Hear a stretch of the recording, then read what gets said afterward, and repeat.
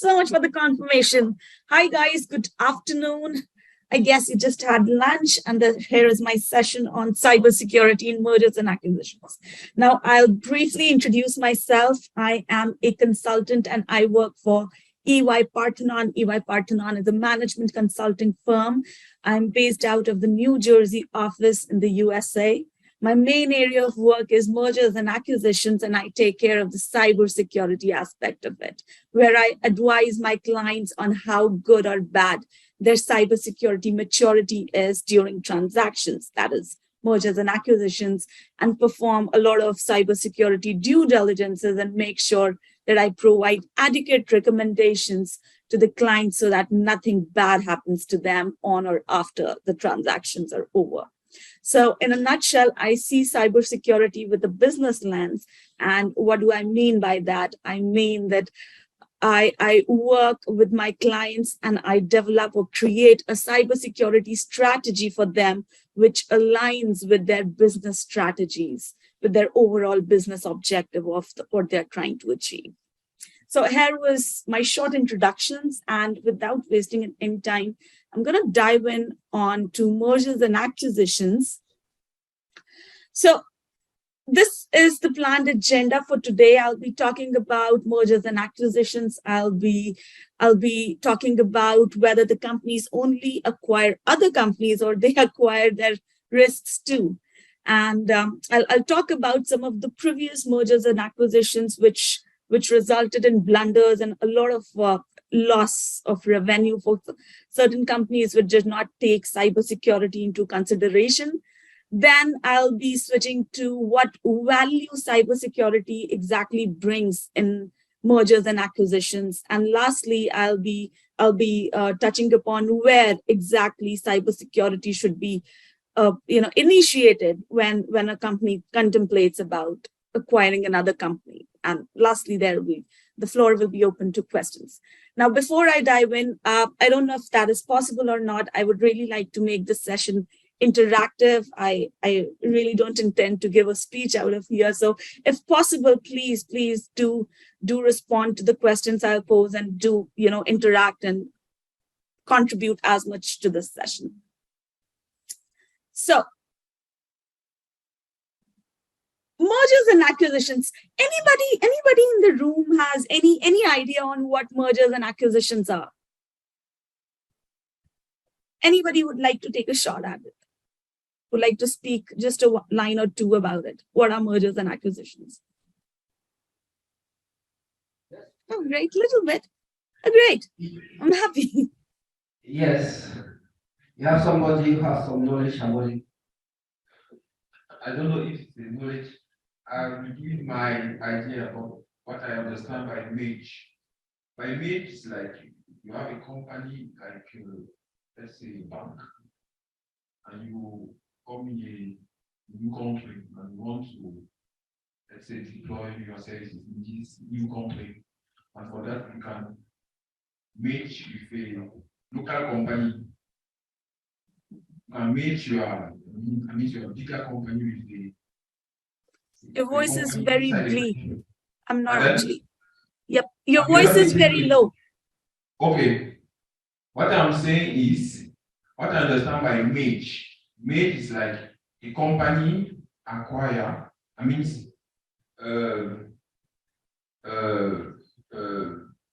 buy. I don't know. Buy a new company.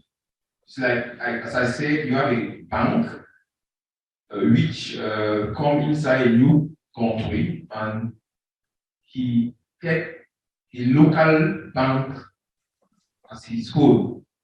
I don't know if you get what I said. No, that's absolutely right. In a nutshell, it is. In a layman's language, this is what are mergers and acquisitions. So mergers or acquisitions are basically either one company acquiring another company or two companies merging together. There's, in simple terms, that are mergers and acquisitions. Now, why companies enter mergers and acquisitions? Like why companies acquire other companies or why companies get merged? So the primary reason companies do that is one, they want to increase their market share. a company eats up another company, so it gets its market share as well. It gets its customer base. So when companies see to have to expand their market share, they acquire other companies. Second reason why companies do it is when they want to enter into a different service or a product line. So for example, company, a banking service, a banking industry is, for example, going into insurance. So it is going to acquire a company which deals in insurance, and they work as one company. Lastly, the companies, when they look out to have an inorganic growth, and what I mean by inorganic growth is when they actually want to have a jump in their revenue, which is not organic. They look out for acquisitions or mergers. Now, in a nutshell, there are three types of mergers which I've written here. One is horizontal mergers, which is actually looking about to increase or expand the market share. Now, the best example that I can give you here about the horizontal mergers is when Facebook acquired Instagram. Now, Instagram was a separate company, Facebook was a separate company, but they actually were dealing in the same industry of social media.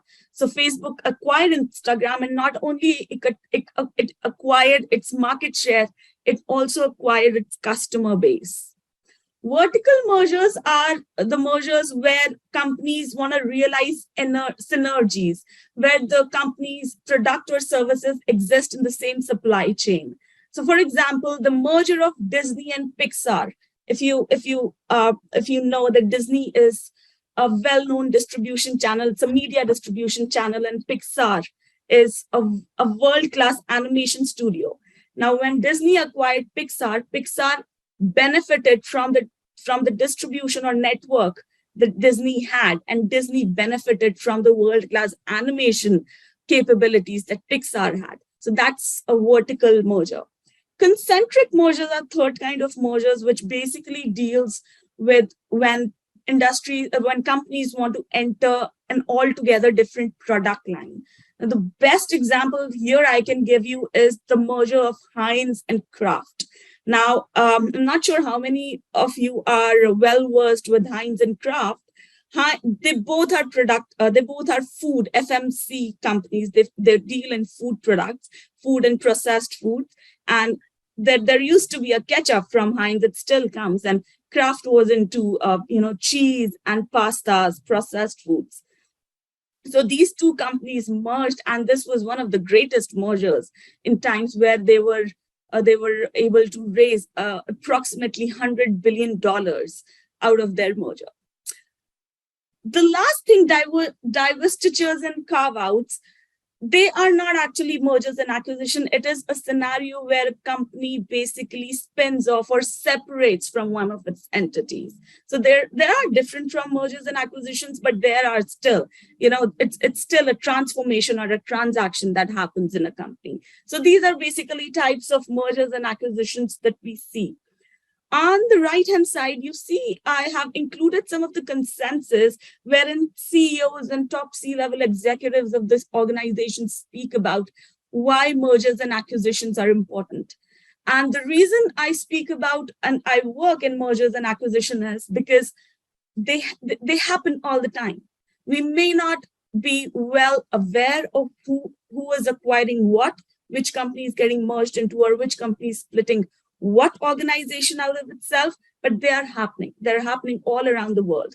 Specifically, when the economies go down, companies sell, a part of their companies sell stake of their companies to maintain that revenue because economy is down. So you can say mergers and acquisitions are the only market or one of the markets that still stays up when the economies are down, especially when there have been, conversations about an upcoming recession. I don't see that one coming, but there have always been talks, since the end of the pandemic.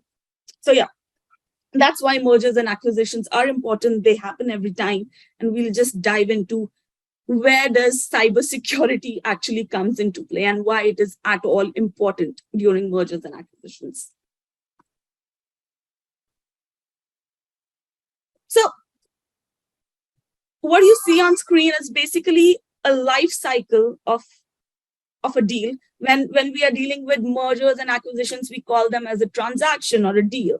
So what you see is a three-phased deal life cycle within a mergers and acquisitions, which start with a due diligence phase, which is basically there is an evaluation done. And this evaluation is done on many perspectives. There is a financial evaluation done. There is a tax evaluation done. There is a value creation evaluation done. There is a cybersecurity evaluation done.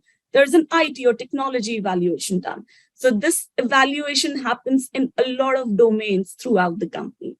Now, once this evaluation or due diligence is completed, that is the time when companies take the decision whether I want to acquire this company or not, based on what comes out of that evaluation. Because, see, nobody does business to, fail or to have a negative profit or a negative revenue.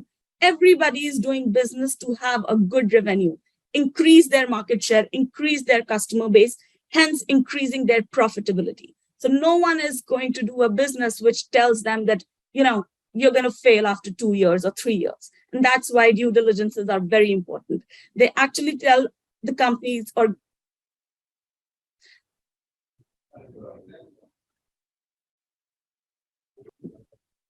okay, so they actually give an overview, a very high overview of the companies, like whether they should go for this deal or not. Once the company signs a deal, then there is an integration phase where actually two companies start integrating with each other, whether it's one company acquiring the other or they're getting merged. That's where synergies are captured. They're realized. There is a proper strategy that's being developed on how the integration is going to take place. And sometimes, in my own experience, I've seen sometimes integrations they span over 2 to 3 years, where the companies they can't close the integration because they're still integrating. They're huge. And the last phase is post-integration, where the companies have integrated. They're now operating as one company, either on the stock market or in terms of profits or revenues. And now they are doing business as usual. So these are, on a very high level, 3 steps in an M&A life cycle. Now, why is it that M&As are so complex? Like, they're difficult, they're difficult to execute. And why is that? The very first reason is the size of the M&A.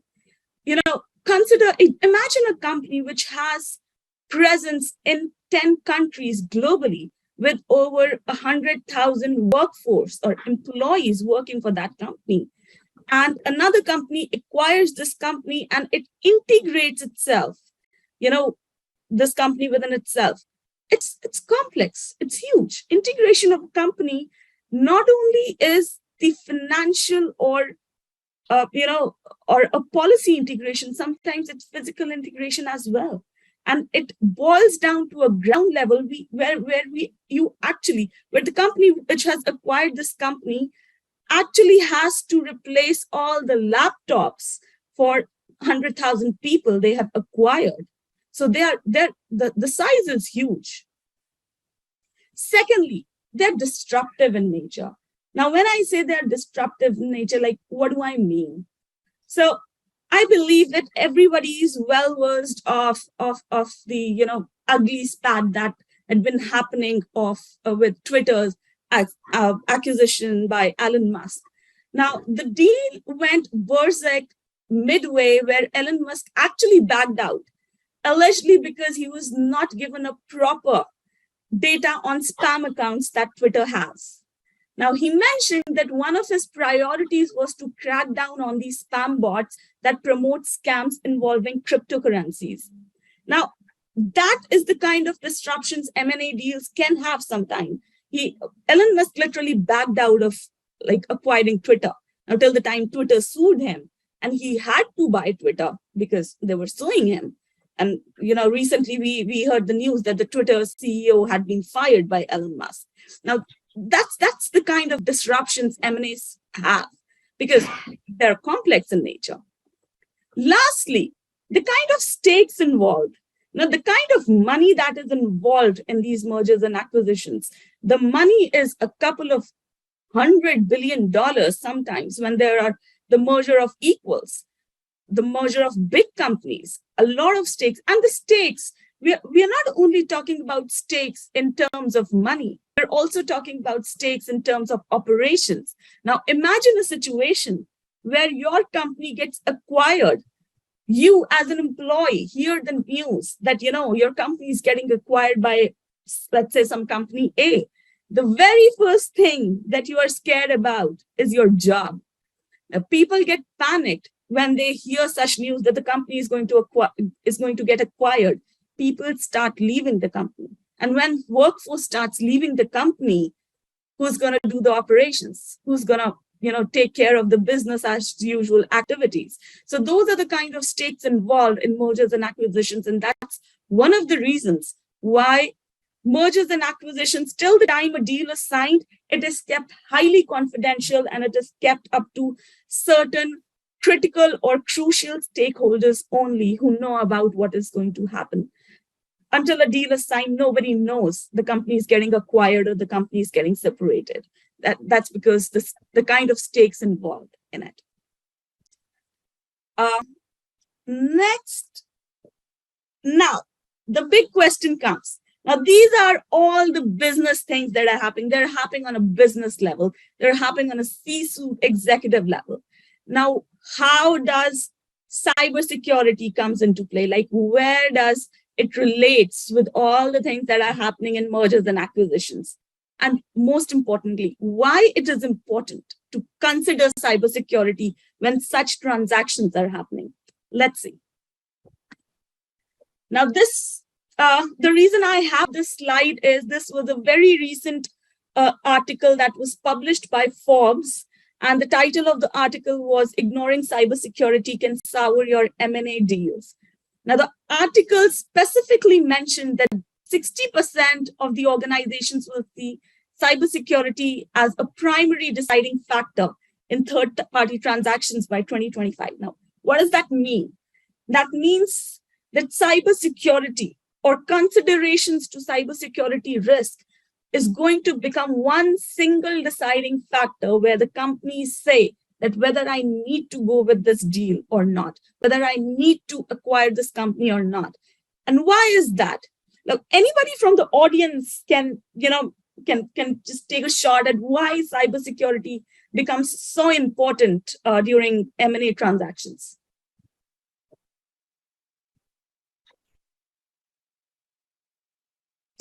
Well, the answer is right below. Anybody willing to take a shot at it?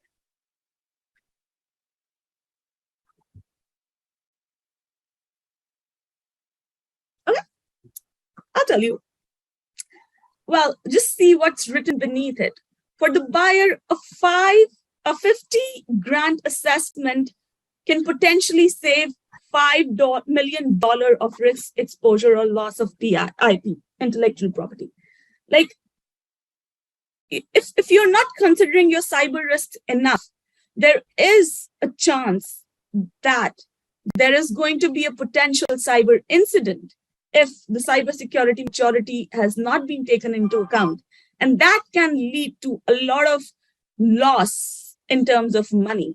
It could be a loss in terms of fines. It could be loss in terms of revenue. It could be loss when your customers lose trust in your business. It could be loss in anything, which in turns would be a loss in revenue.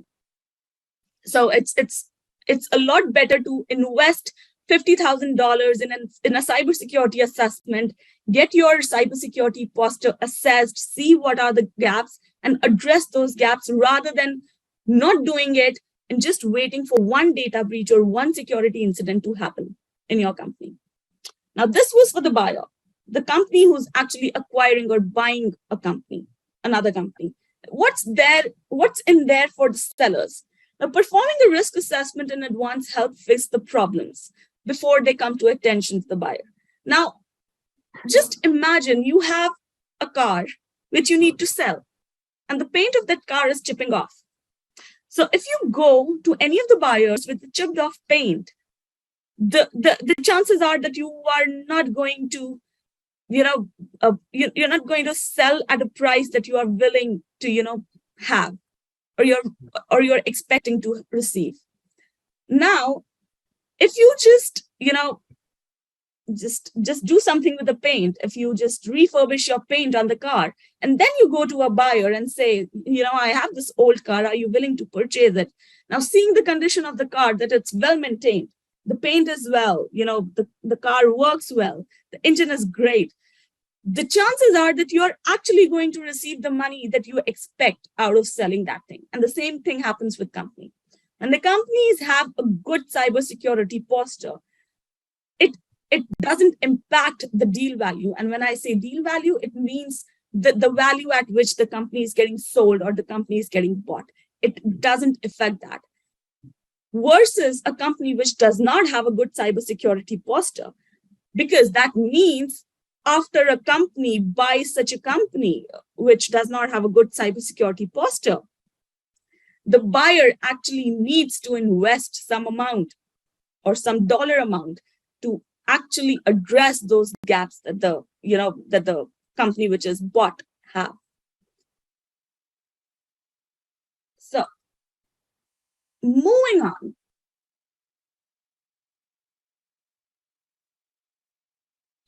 So we have all, gone through like what mergers and acquisitions are.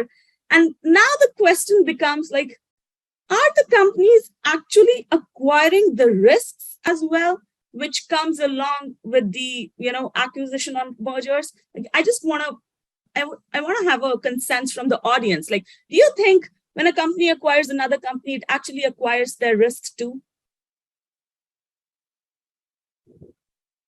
Yes.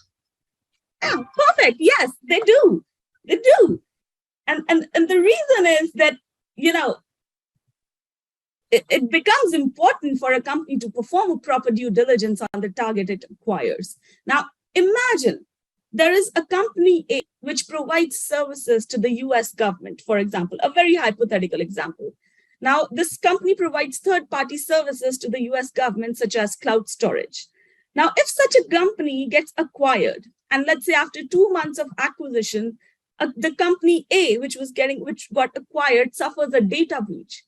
Not only the buyer who bought this company A will have to suffer the consequences in terms of fines and regulatory violations. It might also be banned from serving the government clients or the federal clients altogether. Now, this could be one of the reasons why, at the first place, the company A was bought by the buyer, because it deals and it has experience serving the federal clients. So that is how cybersecurity affects mergers and acquisitions. That's why it's extremely important for companies to have a consideration for cybersecurity and see that if the company they're acquiring are in a good cybersecurity posture or not. And if they are not, there are then options with the company. They can go with the deal, or they're ready to accept the companies with the gaps or cybersecurity risks they come, or they can actually ask the company to lower that deal value. For example, a company was getting sold at $100 million. Now, the company who was buying this company for $100 million, see there are a lot of security gaps. This is going to ask this company, said, hey, I'm not going to buy you for $100 million. I'm going to buy you for $70 million. And that's how it impacts the dollar amount, where, the dollar amount in which the companies are getting acquired or sold. And let's look at how the threat landscape has also evolved, and like how it poses a threat to the deals that we have nowadays. Now, this graph basically tells you how this threat landscape has evolved over the years, where it started with viruses and Trojans and soon became, spies and spamwares. Then came the bots, wherein one system was controlling a lot of other systems, and these systems were specifically targeted to launch targeted attacks, such as a denial of service or distributed denial of service attacks.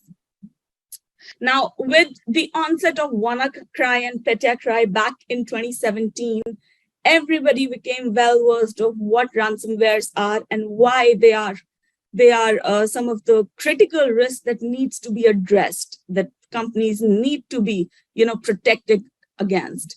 And now, with the recent, I'm sure all of you must be well versed with the recent Russia-Ukraine crisis, and we have seen that how these wars are not only fought in the battlefields, but in cyberspaces too.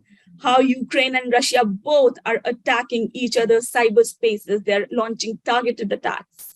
And when these targeted attacks, they are backed up by a nation or a government or an organization, they are termed as state sponsored because they have backing with one of the organizations. It could be a federal organization, it could be a government organization, or it could be an independent organization, or it could be a nation altogether. The same way we are seeing how Russia and Ukraine are, just attacking each other in their cyberspaces. So let's look at what were some of the cybersecurity M&A blunders that we have had in the past. The very first and the very famous was when Verizon acquired Yahoo back in 2016. Yahoo had, and mind you, the acquisition was still not complete, and Yahoo had 2 back-to-back massive data breaches.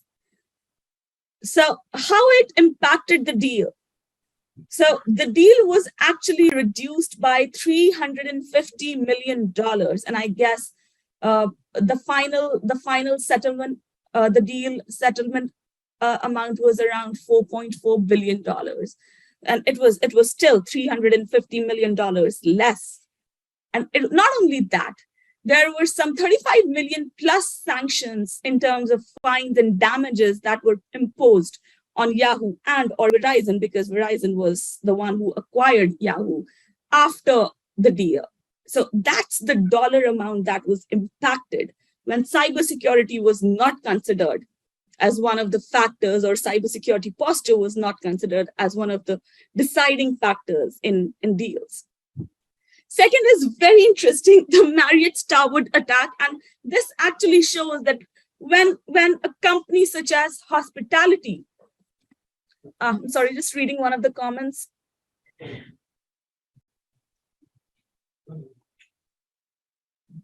Okay, I'll take that if there is still any confusion between the Yahoo Verizon acquisition. Okay, so now Marriott and Starwood was extremely interesting, and it shows that when companies think that, I am a hospitality industry, I am a chain of hotels, like why do I need to consider cybersecurity? Like cybersecurity is not me, it's not for me because I'm just a hotel chain. So Marriott acquired Starwood, I guess, back in 2016. And in 2018, there was a massive data breach in Starwood, in the Starwood network, where when they actually investigated that data breach, it was known that Starwood had been into a data breach since 2014, 2 years before it was acquired by Marriott.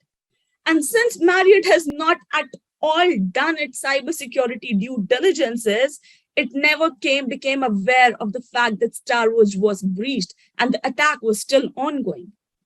And the kind of data that was breached was credit card information of the customers that was staying at the Starwood hotel. Their credit card information, their personal identifier information, everything was breached. Now, what are the impacts?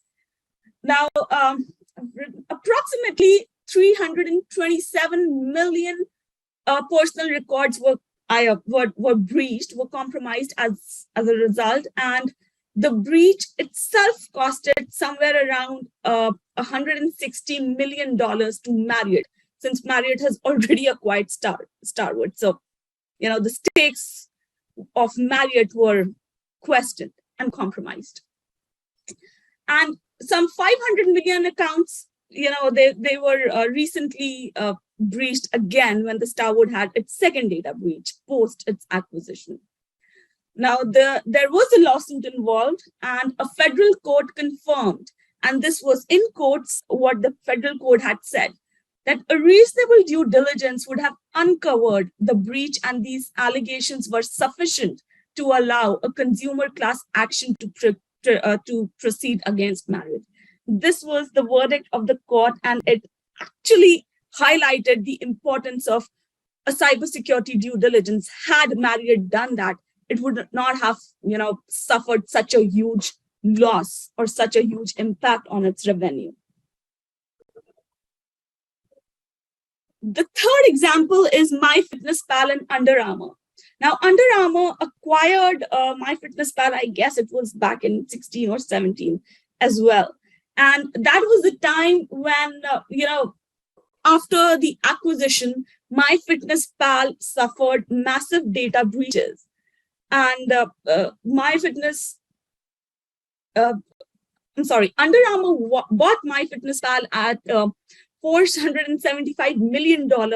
But after that data breach, when Under Armour decided that it wants to sell off MyFitnessPal because it was not ready to, get associated or keep a company that was so much cyber deficit, like it was not keeping its cyber hygiene well. And Under Armour actually sold the company for $347 million, approximately, I guess, $100+ million in loss. Not to forget, there were a couple of lawsuits and fines imposed on Under Armour. And these examples actually tell you like what is at stake when you do not perform your cybersecurity or do not take into consideration the cybersecurity aspect when you're dealing with acquisitions or mergers. Now, what value does cybersecurity brings to an M&A deal? Like, why is it important? Now, let's talk about that. It protects the deal value. Like as I've told you, as we have discussed in the previous slides, how dollar amount was getting impacted, not in terms of only the deal value, but also in terms of the fines and losses companies have to have after they have acquired certain companies. So having your cybersecurity due diligence is done, or having your cybersecurity risk addressed, or at least identified before you sign the deal, it helps you protect your deal value. It helps you, keep that value intact. Secondly, it identifies areas of synergies. Now, for example, an outsourced SOC, Security Operations Center. Now, there could be a company which is acquiring another company, and company A is acquiring company B, and company B has an outsourced SOC, and company A can actually leverage that thing. They actually can have a synergy over that thing and outsource their SOC as well. And what does it brings to the company? It actually reduces the cost for the companies. It actually reduces the operational cost and the one-time cost for the companies when they realize good synergies when companies merged or they get acquired. Thirdly, they uncover some potential risks. Now, for example, I can tell you, like, I can ask you, like, how does ransomware affect an organization? Like, why it is a problem, why it is a threat, like why companies are dreadful when they hear ransomware. The reason is that ransomware encrypts systems, they encrypt employee systems, they encrypt servers, which performs business operations for organizations. Now, once these systems or these employees are not able to perform their usual business operations, it's a financial loss for the company.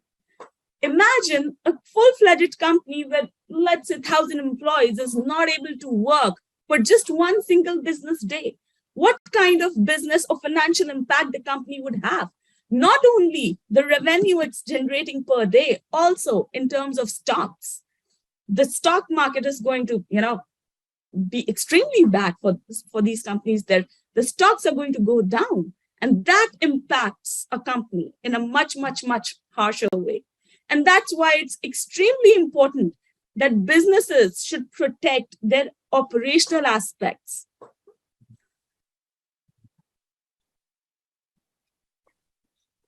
One thing that I also see in a lot of mergers and acquisitions, that whenever whenever one company is getting acquired by another company, access is a very big issue. Access management or access control, it's a big issue there. Why it's a big issue? Can anybody take a shot at, like, when companies are getting acquired, let's say you are getting acquired by another company, why is access management a big issue? It's one of the biggest issues.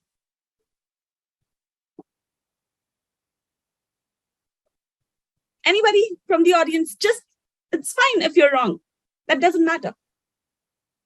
There are no right or wrong answers.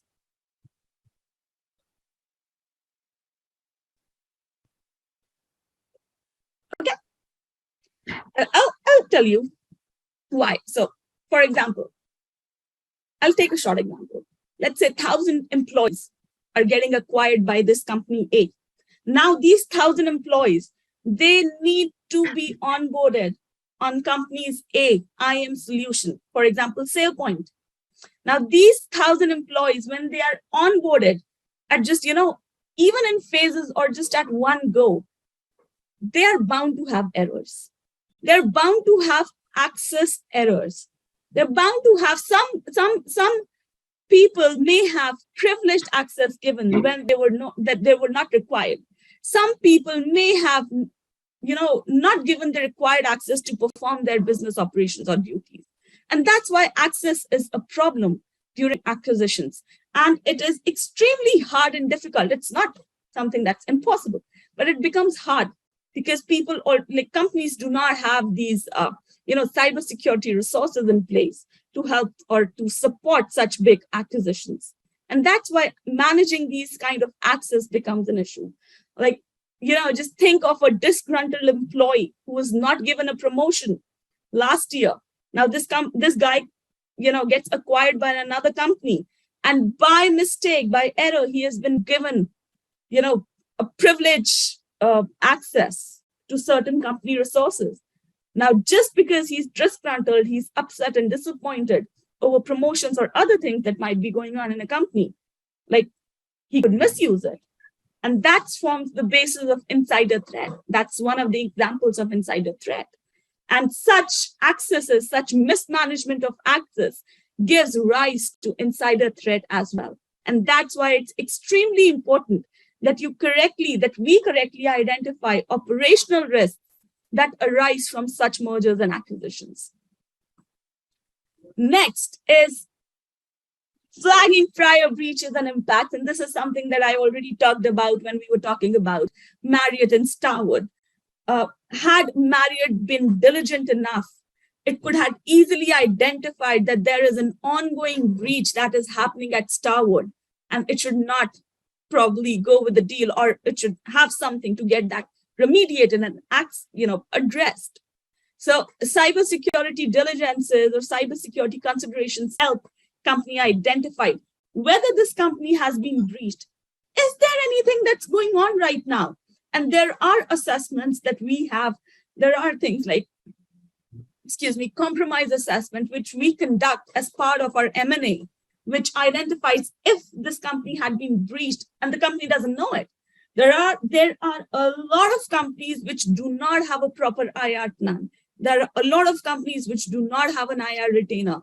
They do not have an escalation point. They do not have a plan altogether on what they would need to do. They do not have a 24/7 SIEM or a SOC that monitors their network. And hence, there are a lot of companies who do not know, such as Starwood, which do not know that they are actually undergoing a cyber breach or a cyber, attack. And that's why it's extremely important that you have this consideration during M&A. That is this company under an attack, or had there been any attack and the company doesn't know that altogether? Why? Why this is important that a company should know that the organization I'm acquiring, it has not had any previous breaches. Like, why it is important to know for a company? Anybody from the audience? Come on, guys, take a shot at it. Why do you think it is important for some company to know that the company I'm acquiring, it has not had any data breaches? It is very much important to know the company, the target company. We are currently have no data breach because it can cause us reputation damages, and it can be also an open door for a compromise in our infrastructure, since we are going to make implementation of making everything to work together. Exactly. Correct. That's absolutely right. Additionally, it also tells, that what is important for this company. What kind of data is important or crucial for this company? For example, PII data. If the company is dealing with any of the online transaction, PCI data or credit card data, and the company is not, taking care of, or they do not have any kind of data protection in place to secure that data. So it also tells us what is important for this company, and it is getting breached. It is getting sold on the dark web. The company doesn't even know about it. So, that those are the things that these cybersecurity diligences uncover. Next is the risks that are related to, regulations. Again, I'll take example of PII, or personally identifiable information, or PHI, protected health information, especially for healthcare companies, or PCI, the companies which deal in any kind of online transaction. Now, the kind of data that is important for these companies, PII, PHI, and any kind of credit card data or any kind of information that identifies a person. What are the risks that are involved in terms of regulations when any of the companies dealing with such kind of data? What are the liabilities a company is buying? A buyer is buying when it's actually acquiring a company dealing with PII data or PCI data. What is at stake and how much is at stake? What are my fines going to be if any of these data get breached later on?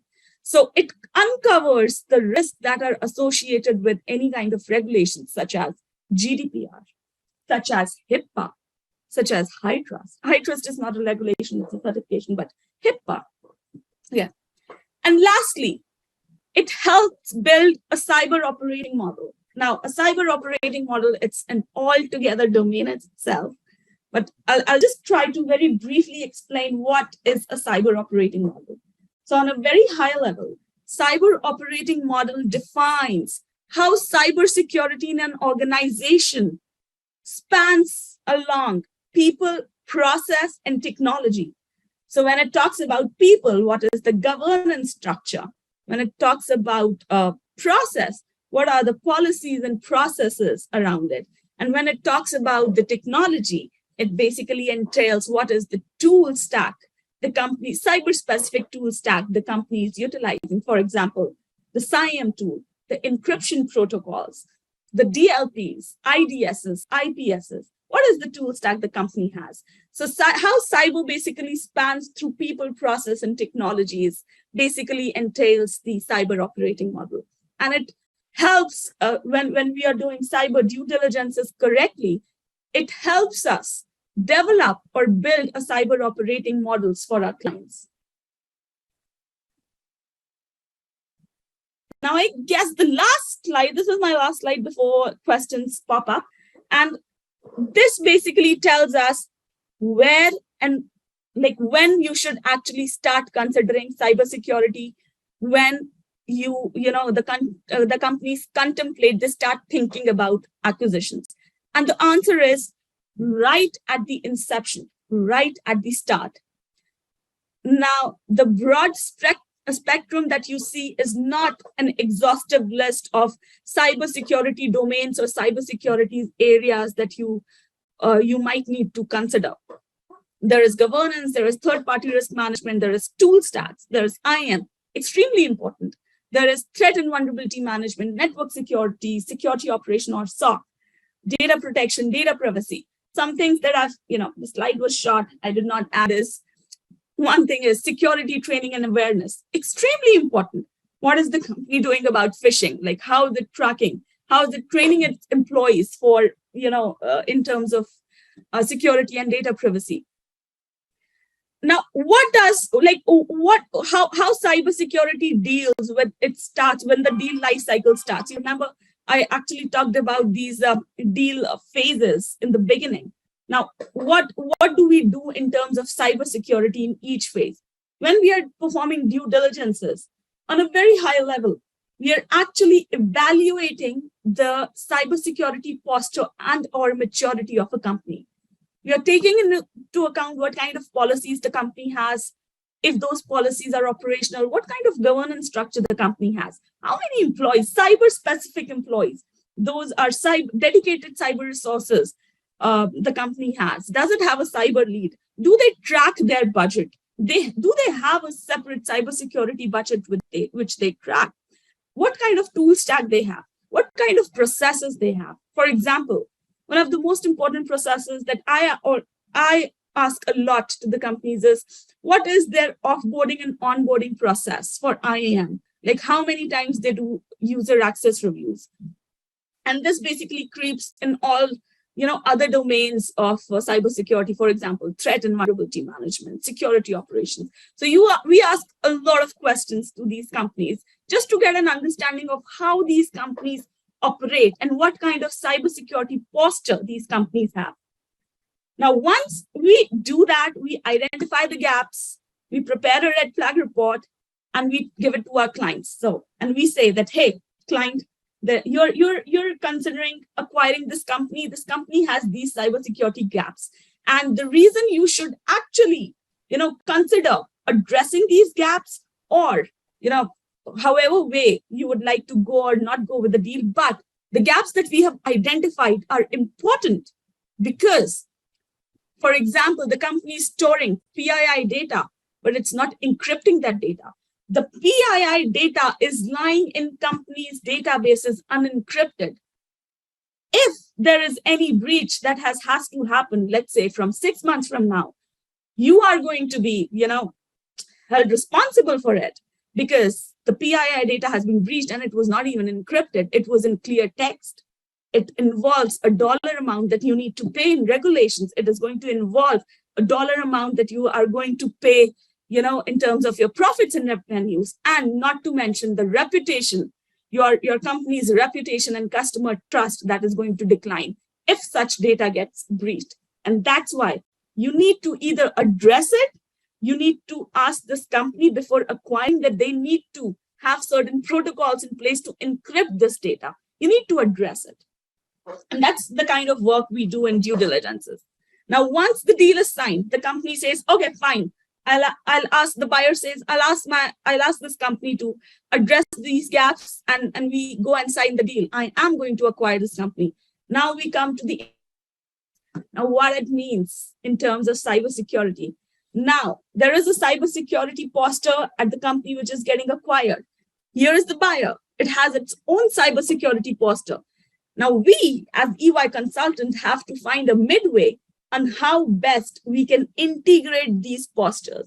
For example, let's say let's say the buyer is using SailPoint, and this company A, which got acquired, which it was using its homegrown solution for IAM. Now we have to see that how this company which was bought needs to be onboarded on SailPoint. We need to have a plan ready for it. We need to phase it out. And that's what we do at a strategy level. My job is not to execute or implement things on a ground level, but I need to create strategies on, let's say, within a span of 6 months, how the people who have got acquired are going to be onboarded on my client's SailPoint solution.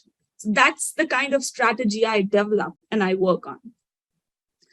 Lastly, it's post-integration. Post-integration comes when, integration is completed, all the things that have to be taken care of in terms of cybersecurity are completed, and then we actually start measuring our cybersecurity KPIs. We start measuring and monitoring and,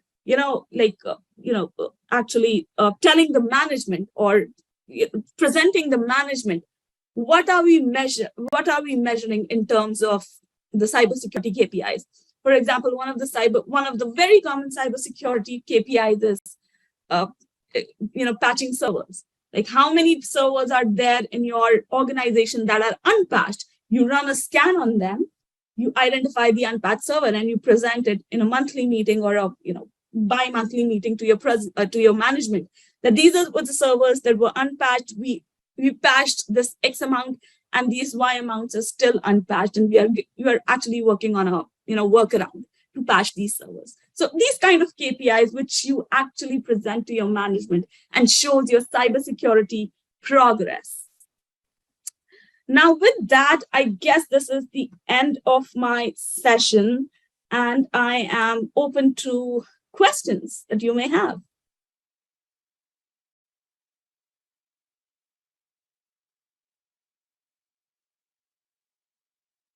Oh, sorry. Questions from social network.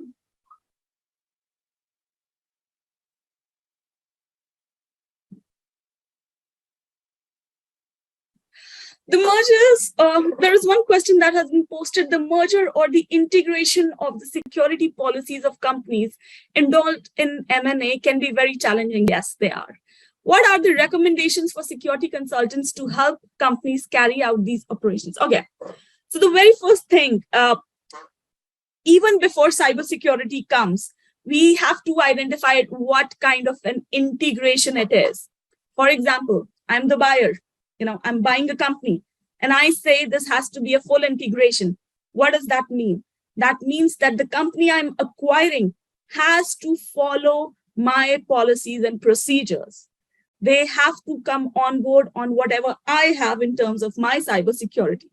So, and the companies which are getting acquired, they don't have any choice because that's a full integration. So in terms of policies, it's not quite challenging in terms of policies, because you create policies, you make them operational. It becomes a challenge when you actually try implement or execute those policies on a ground level. So for example, what best example can I give you here is, let's say trainings. Okay, let's take example of security trainings. Now I am the buyer. I have bought a company, and in my organization, I have security trainings that happen, or a phishing exercise or a simulation exercise that happens every month. Every month, my employees undergo a phishing simulation exercise, and I assess their click rate, how many people have clicked the phishing link, they undergo a training, and all those things. Now I acquire a company. Those people have never undergone a phishing exercise. There was no policy of security training or a phishing exercise in that company. Now these people on board, they come in my company, they become my employee. Now they have to undergo that. It's by policy. Now my policies apply on that company which has been acquired, but to operationalize it, to make people undergo these phishing exercises, because these people have never undergone a phishing simulation exercise, the chances are very high they are going to fail. Now, when they are going to fail, what is going to be, my workaround on that? They need to undergo an extensive assessment. They need to be, trained on what phishing is, why it is important, and why you should not click the link. That is challenging. To have a project plan when, let's say for example, say 1,000 employees in your company fail a phishing simulation. What is going to be your plan of action? You actually have to think around those things. Like when failing happens in the company, when the things are not getting executed as they have been mentioned in the policy, what is going to be your plan of action, or your work around those things? So policies, and from a very high level, policies and procedures, it's not that challenging. As challenging it is from an execution level. You really have to implement those things. And mind you, in my experience, dealing with people and making people do a certain thing is the most challenging task, because nobody is ready to change. I hope that answers your question. The next thing is there a framework to evaluate threat and risk during M&A, yes, we do consult a lot of cybersecurity frameworks. Some of the common frameworks are ISO 27001, NIST, NIST framework, SAN framework, SAN top 25 framework. Now, these are generic cybersecurity framework. When we are dealing with companies which are very industry specific, such as healthcare. So when we are dealing with healthcare companies, we also need to take care about what does the HIPAA framework says, especially if the companies are storing or processing any PHI data, if they're storing any insurance data of their customers, if they're storing any medical records or medical history of their customers. We also need to take care of some industry specific regulations and frameworks such as high trust and HIPAA in healthcare.